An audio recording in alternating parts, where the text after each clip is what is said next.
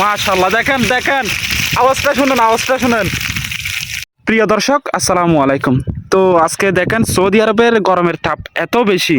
So আজকে আমরা চিন্তা ভাবনা করলাম ডিম ভাজবো বাহিরে। এই যে কড়াইটা বাহিরে রোদে রাখলাম, এখন মনে হয় গরম হয়েছে। সো এখন অনেকক্ষণ হয়েছে রাখছি আমরা। তেল দে, এখন তেল দেওয়ার পালা।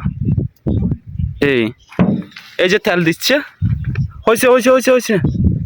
এখন একটু তেলগুলো গরম হোক, তেলগুলো গরম হলে আমরা ডিমগুলো ছেড়ে দিব।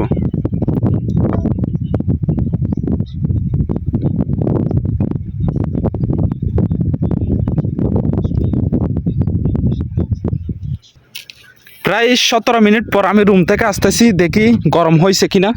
প্রায় 17 মিনিট হয়েছে। 17 মিনিট ওয়েট করার পর দেখি কতটুকু গরম হয়েছে, কিন্তু প্রচণ্ড পরিমাণে গরম হয়েছে আমি যেটুকু মানে ইয়া করতেছি। মাশাআল্লাহ, দেখেন দেখেন, আওয়াজটা শুনেন, আওয়াজটা শুনেন, আওয়াজটা শুনেন। ও মাই গড ভাই, এটা সৌদি আরবের গরম দেখেন। ও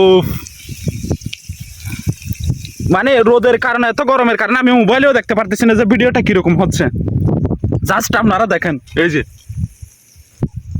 এখান থেকে এখান থেকে তাপ উঠতেছে, আমার মুখে লাগতেছে, এত পরিমাণের গরম। উফ, আর টিনটা তো ধরাই যাচ্ছে না, প্রচন্ড পরিমাণের গরম।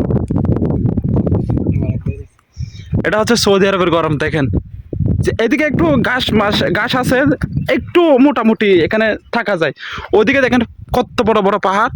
এখানে কিন্তু এগুলো হচ্ছে সবগুলো পাথরের পাহাড়। এখানে কিন্তু গরমের জন্য কাছেই যাওয়া যায় না, এত পরিমাণ গরম। তো আমাদের ডিমটা হয়ে গেছে, এখন উল্টানো দরকার।